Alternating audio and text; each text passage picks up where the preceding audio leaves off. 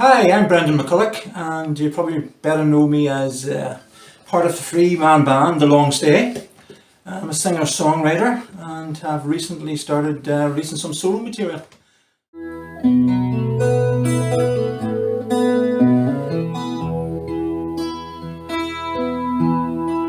Sitting at home,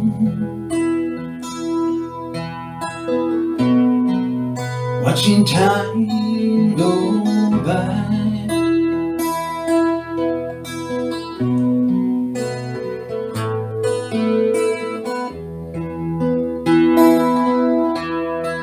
Pictures on the wall, reminding you of who you are.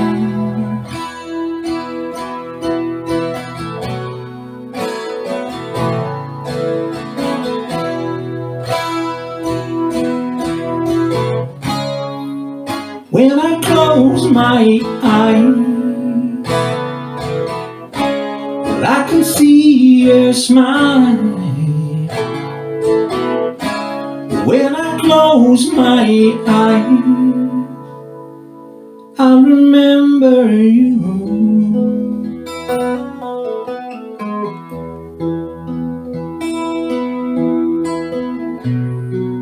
You're never on your own.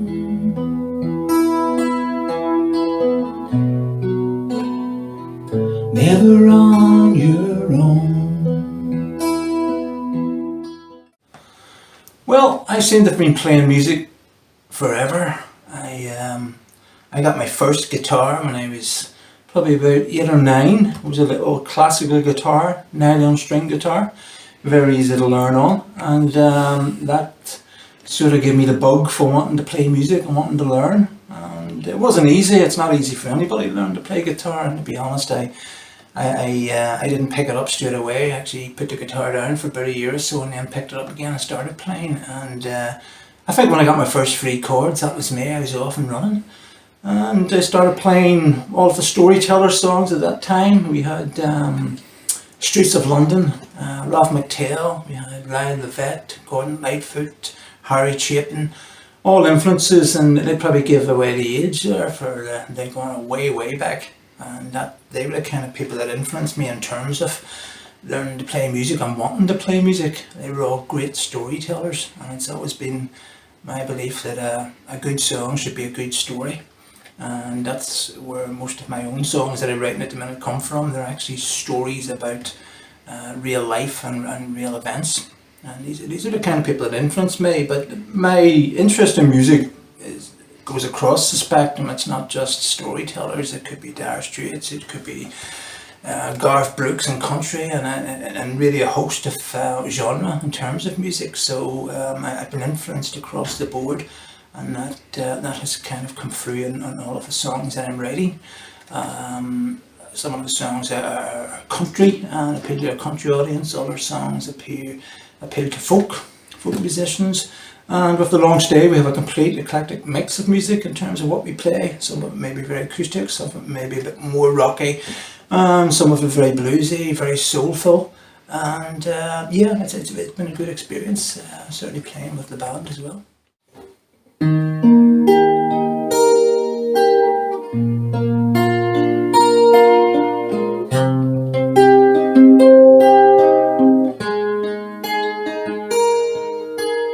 Well, I've got a little box of light I don't open anymore. It's full of all the things, little things we say, little things we do forget, until another time,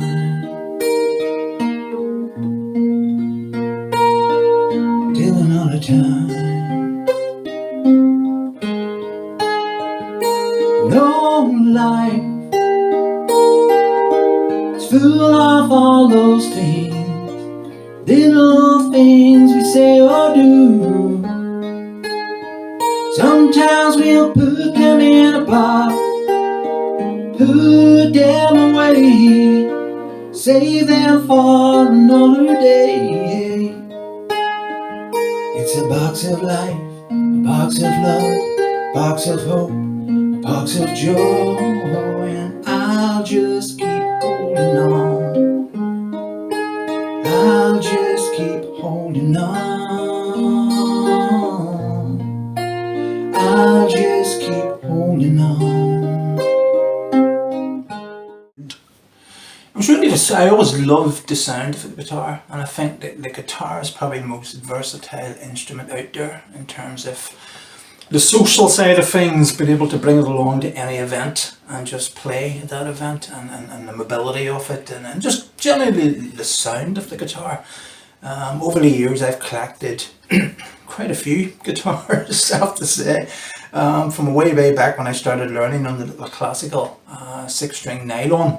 That was the idea guitar at that time, and looking back on that now, it would be probably about that size. It's so small, but I was small too when I was playing at that stage. But over the years I've collected guitars. I've even purchased a 12-string Fender when I was over in America working as a student. Such as my interest in guitars, I managed to buy one from a guitar shop. Everywhere I go I went to a guitar shop. And my wife's actually trying to stop me getting into music shops now whenever we go away, because she never knows what I'm going to come back with. But I've collected some great guitars and a great collection. A couple of electric guitars, the Fender and the Gibson Les Paul. This guitar here is probably one of my favourites, if not the favourite. And it's I believe the guitar of all guitars, and it's made locally by Loudon. Almost forgot who it's from. It's Loudon. It's a Loudon guitar, although this one actually hasn't got the Loudon marker on it, because I purchased it from a gentleman who worked for Loudon, and as part of the perks of working there, he was able to make the guitar himself. So it is a Loudon guitar and all but name on the headpiece. The sound is absolutely perfect, and it's, as I say, it's a creme de la creme of guitars. I have a couple of Taylor guitars as well, and again the Taylor would probably be my next favourite guitar in terms of the sound and the acoustics of it. Different acoustics than the Loudon, but lovely rich bass tones on the Taylor. So I have a full body Taylor and a travel Taylor, and I also have a little Ozark, I think it's called, Ozark travel guitar, which is basically a plank of wood with strings on it. But it works a treat for travelling and going on the overhead in the plains. And I have a 12-string Takamine and a 6-string Takamine and a Yamaha, and yeah, I don't want to bore you, but there's a lot of guitars. So the guitar is certainly my go-to instrument in terms of playing, and in terms of its mobility, and really the social aspect of it in terms of interacting, whether you're playing in a band or whether you're playing as a solo artist.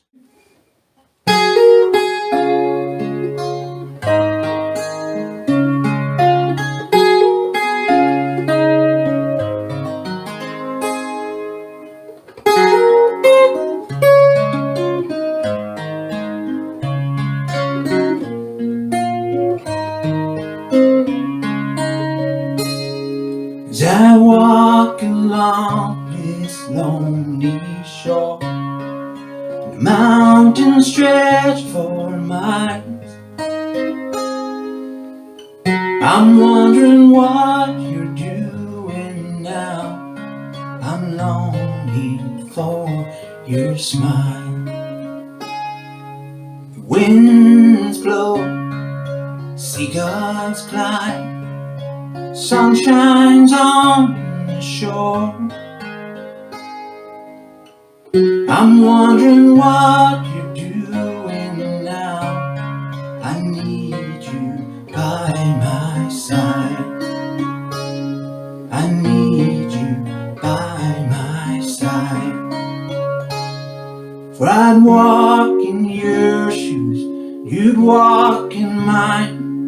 We'll walk till the sun goes down, and I'll take your hand, you'll take mine. We'll capture a moment in time. Oh, we'll capture a moment in time. as many people will know who know me and know the long stay, I've played with the guys for, well, since the 1990s. And we've been a three-piece band, and I've been the guitarist, picking guitar, strumming guitar, and bits and pieces of backing vocals. And the backing vocals is a clue. I've been in the background of such in that respect in terms of vocals and singing, and more than happy to do that over the years for sure. Sean, tremendous voice, tremendous songwriter, and Brenton Donnelly as well. Sean McConnell and Brenton Donnelly, tremendous songwriters and instrumentalists. And as a three-piece band, we've done exceptionally well over the years.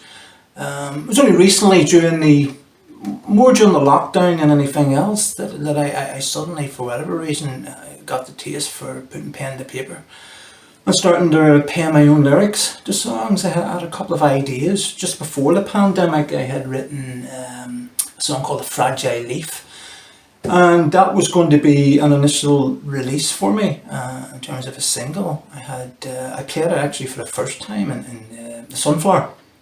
Great venue for encouraging young musicians and older musicians and musicians of all ages to get up and earn their music in an environment that is very welcoming with fellow musicians. Can be intimidating in terms of the fact that it is fellow musicians, but it is the most encouraging environment that you could ask for in terms of getting up and playing music. But anyway, Fragile Leaf was that was the first time I performed a song, and it got an excellent reception. And then the pandemic came along, and I put it on the back burner.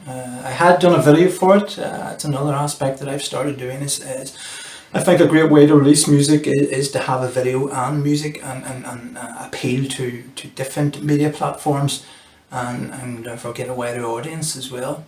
And we make all the videos in-house, so I would do the videos myself, as would Sean. In the long stay, we've done videos both for the long stay and for myself. So I sat on the Fragile Leaf, and over the pandemic I then had another song that I'd been working on, and I had a couple of outings, but I hadn't really planned to release it as a single. And over the pandemic I put it together and connected up with cousins in Canada who are fellow musicians, and backing vocals and play guitar, and also do a bit of production. So it was an excellent team effort, and we were able to do it actually very much remotely via Zoom. So it was tremendous to work that way. We had already done it through the long stay and released a couple of singles over the pandemic, and a moment in time just seemed a logical thing for me to do in terms of releasing a single.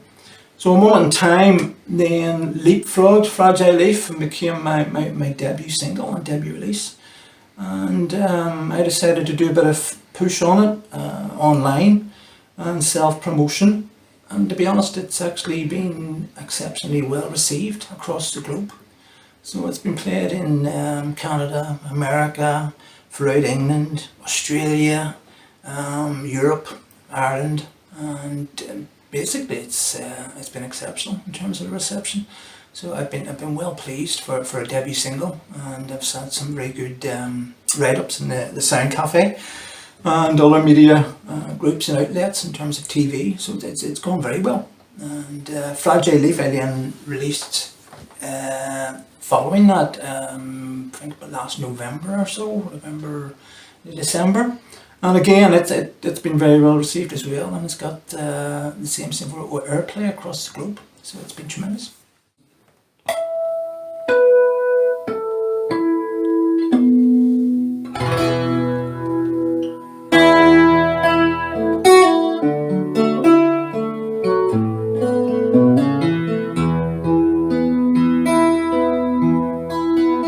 Some man in a box, living in a very dark place.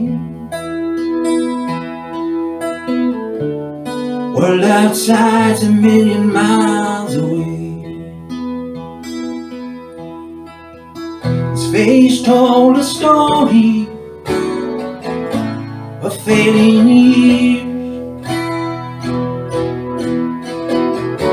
a life of pain, an ocean of tears, a life of pain, an ocean of tears. Wake up tomorrow and the world will be a better place. Wake up tomorrow and everything will be okay. But the man in the box died yesterday, like a fragile leaf on an autumn day. First and foremost, I'm probably a picking guitarist, if I could describe myself as that. I love picking guitar, and there's little licks and little combinations of chords and strings that suddenly just inspire a song. And they're the first things I put down. So I'd be playing around with different strings, different keys and this little fella here has actually been an eye-opener for me. Partial capo. Anybody that's interested in a bit of open tuning without having to tune down the guitar, this is an exceptional little device. And this has actually been, I would say, the catalyst to a lot of my songwriting. It's been a wonderful little addition to my guitars and my music development. And to be honest with you, that's probably appeared on maybe 3 of the 5 songs that I've been looking at the minute in terms of Fragile Leaf and the new song that I'm working on at the minute to release, Never on Your Own. This has been a godsend in terms of nice rounded sound, nice playing. Mm-hmm. But it's really about the picking on the guitar. I'd come up with the sequence of chords, and then I'd have a good story in mind that I want to tell, and those stories are normally real life events or real life things that are happening. With Fragile Leaf, for instance, was a walk through Hillsborough Park with my wife one day in the autumn. And we've been walking along with the leaves falling. It was a beautiful day. The sky was blue. The sun shining, and the leaves were coming off the trees. And Fragile Leaf was born in terms of thought process. And I had a few sequences with the open tuner, and it was basically a question of merging the story together with the open tuning. And the story was loosely based around homelessness and the demise of a young homeless man. And the greater picture there was getting the message across of how we as a society have sort of become disconnected from what's important and what's real. We seem to have our faces in phones or in smart technology or in the internet or Facebook or anything else, and a story that we see or something we see in real life suddenly just becomes another item to be added to the Facebook or to be added to smart media, and we've lost that sense of, not in all circumstances but in many circumstances, of the feeling that goes with what we've just seen. It's more important that it goes on to and shared with the world as opposed to actually what's just happened. So that's where Fragile Leaf sort of came from, and it was a combination of the walk in the park and Fragile Leaf and how fragile things are if we only looked around and seen what was going on. And the story about the homeless man. Similarly, Moment in Time was another real life story about how we all deal with loss or bereavement, and we all deal with it in different ways. And the latest song, which I say we released this year, really focuses on the dementia, which again is a personal experience for everyone who deals with it, or deals with somebody that has that condition. But you know, not all the songs are sad songs. There's upbeat songs as well. Thankfully, and the whole focus is to release an EP initially, and then work towards an album of songs. So it'll be a mixture of the sad songs certainly, and also more upbeat songs as we progress. Tell us things we don't want to know. Take us places we don't want to go. Show us things we don't want to see. Take us places we don't want to be. But at the end of the day,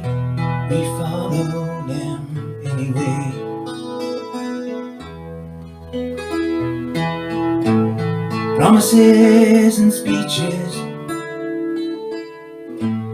hypocrites and preachers.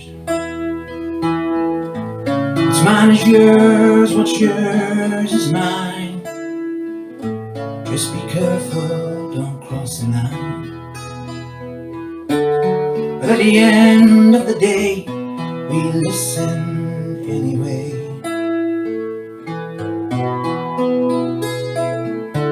Yes, at the end of the day, we listen anyway.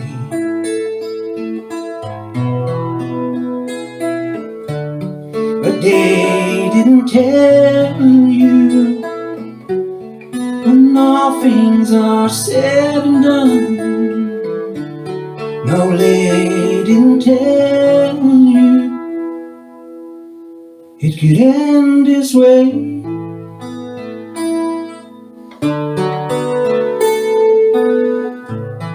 Well, but my background's is in the IT side, so in terms of recording, I know my way around recording facilities and software packages, which is always helpful and a good start. And I've always been a firm believer that if you can do as much as yourself as possible, it's a better way to do it. You have that personal input that maybe you may not have. When you go to a studio, you're time stamped in terms of as soon as you enter through the door. You'll have a certain amount of time to get things right. You'll have a certain amount of time, and if you haven't got all your ducks in a row going into the studio, then you're on a time stamp and you're on a cost stamp as well. If you can do it as much as possible yourself, then that's the best way to do it. You do it at your own pace, your own time, and your own input. I personally use the iPad and interfaces, Zoom interface for the instruments to put through and record straight into GarageBand. I've normally do the vocals and the guitar along to a click track to get started, and get that polished off to as high quality as you can possibly get it, and then start introducing others in terms of backing vocals, instruments. The key is to build. It's building blocks. So start small and work your way up. Don't start by smothering the song with instruments and thinking that's going to be great at the end. Because it can be much harder to start saying I'll take this away and take that away. If you can start with, you've got the main vocal, you've got the main guitar, you've got the guitar sounding the way you want it to sound, then maybe build in the vocals and then think, what else do I need in this song? And I tinker about as well with keyboards. So the latest song I've added a little bit of keyboards as well, so I'm experimenting a bit, and it's turned out very well, I have to say, in terms of the keyboard. So that's the building blocks. I've got the vocals, I've got the guitar, and I've got the keyboards. Anything after that's bonus. So you start adding in the backing vocals, start thinking of little ideas, a wee bit of bottlenecking might work in this, a little bit of stretch string guitar might work here, there, and that's how I start building it. It's just bits and pieces, and then if it doesn't work, take it out, but you're not searching for a minefield of different instruments and different things to think what's not working, because if you have too much going on, it's very difficult to cut through the wood and see the trees properly, But what I do is, as I've said, use building blocks, and I'd rather add to than take away. And I think that's the best way to do the music. Everybody has their own way of doing it, of course. That's my personal way of doing it. So far it's worked very well. I don't believe in smothering a song. I think less is more. It's very easy to get carried away, and sometimes you have to walk away from it. Sometimes you're too close to the source and it's just too much, and you're not hearing it after a while. And I think every musician has that. There is a musician's struggle, if you like, where you've been too close to it for too long, and you can get carried away and think, oh, I need to get this done, You don't need to get it done. Take your time, walk away from it, shut it off for a week, go and do something else, and then come back to it again with fresh ears. And I find that very often works for me. In a way I'm glad, in a way I'm sad, in a way I'm happy, in a way it's done. too soon to leave you, too soon to go, too soon to forget about it, too soon to ignore.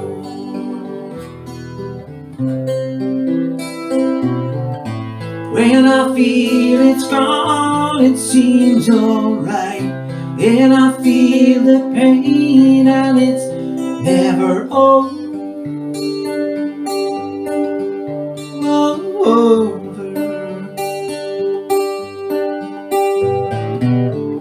When I feel it's gone, it seems alright. When I feel the pain and it's never over.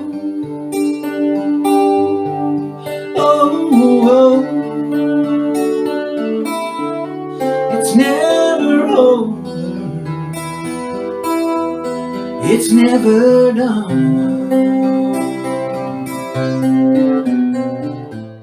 I probably find them very determined in my approach to it. You know, I've spent a long time working on the music. I've spent a long time putting it together. I've maybe put videos together.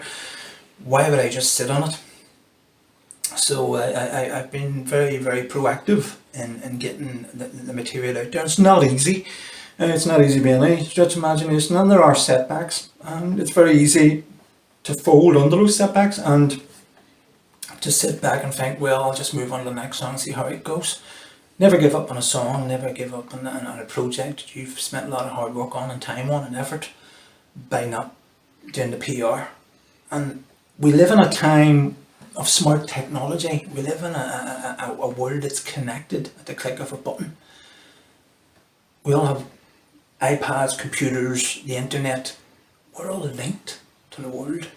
When we started out with the long stay, we barely had a mobile phone or a computer. You know, times have changed. Today, you can sit in your living room and click a button and your music can be global straight away. And you've got to be persistent. You just can't send it off and hope for the best. If you don't get a reply, I mean, don't get caught up by saying spam and annoying producers or radio stations, but certainly be polite about it and follow it up again. And I mean, if you don't get anything from it, then so be it. But continue and continue. And make sure you've got a lot of people. There are sites online that will assist you in doing that. They will give you email addresses. They will give you every radio station in the world if you want to spend the time going through. Targeting is essential.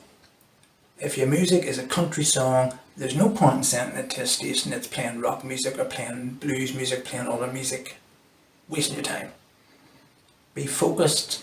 Target the stations you need to send it to. My music, fortunately, covers both folk and country, so they're the two real areas that I've been focusing on, and the stations and the people that I've been sending it to.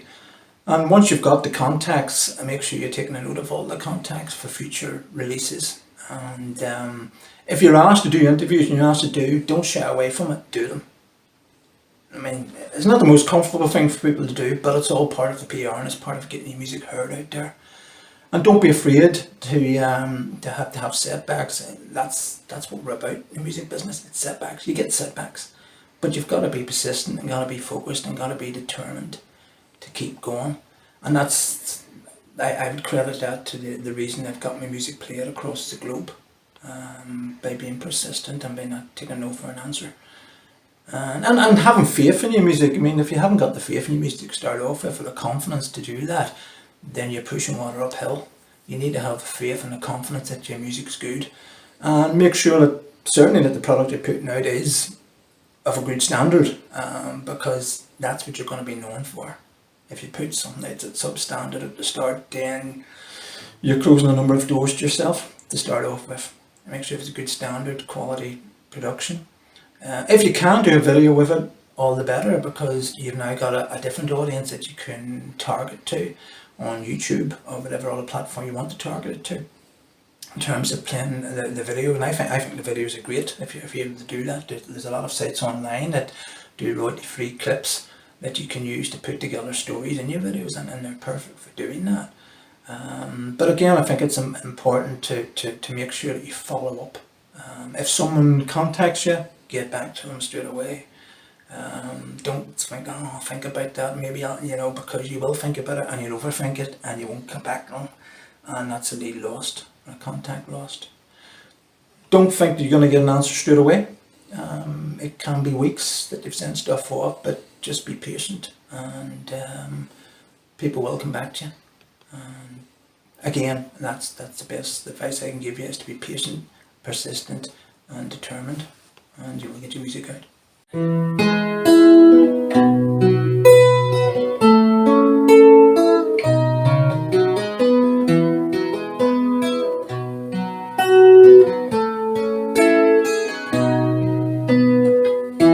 It's late at night, I can't get to sleep again. That's alright, I've got a lot of thinking to do. I feel a little cold, but man, it's so dark tonight. But I don't mind just lying awake. There's so many things running through my head,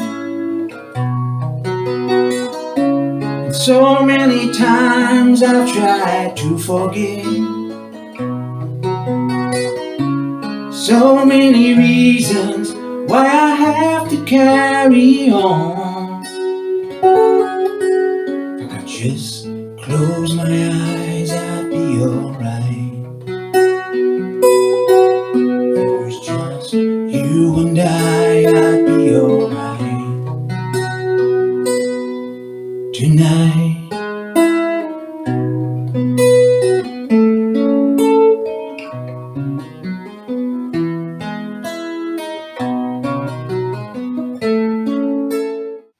I enjoy playing, I enjoy entertaining, and I enjoy entertaining audiences and playing the music, and the response from audiences live playing is what I like doing. I haven't done enough of it recently, and I hope this year will be different, and I can, since the pandemic, I need to be getting back out and playing again.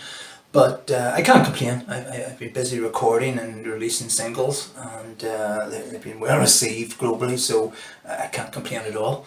The next thing is I need to get out and start playing again, and that's the part that I love. Entertaining, whether it be in a small venue, whether it be at somebody's private party, whether it be just playing and entertaining. Quite frankly, that's it. I think playing with the band, The Wrong Stay, for as long as we've done, has been a great learning curve for me, and I think for the guys as well.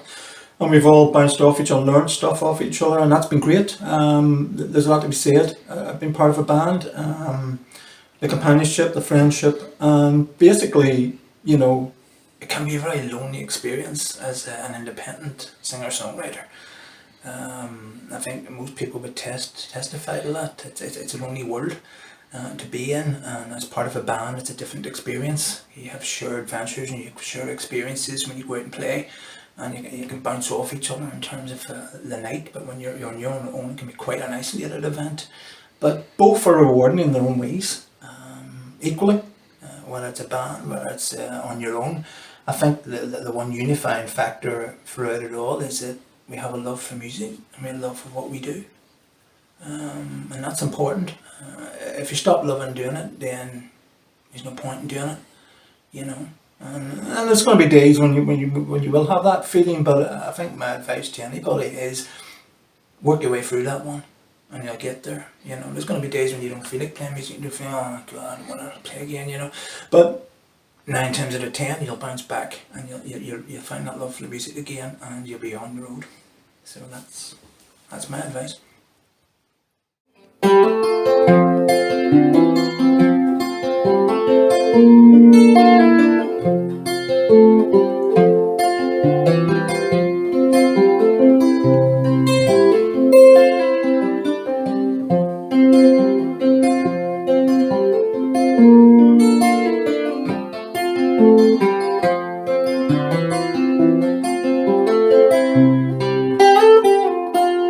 Put your heart on the line.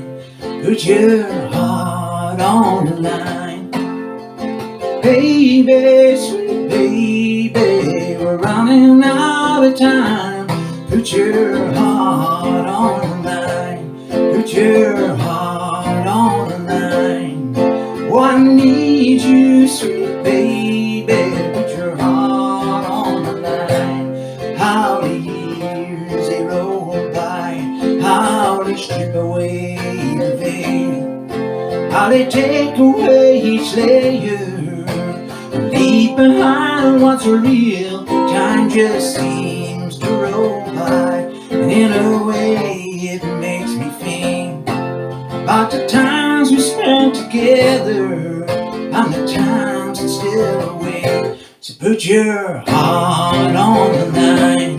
Put your heart on the line.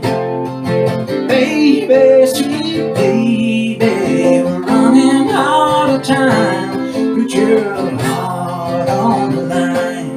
Put your heart on the line. Oh, I need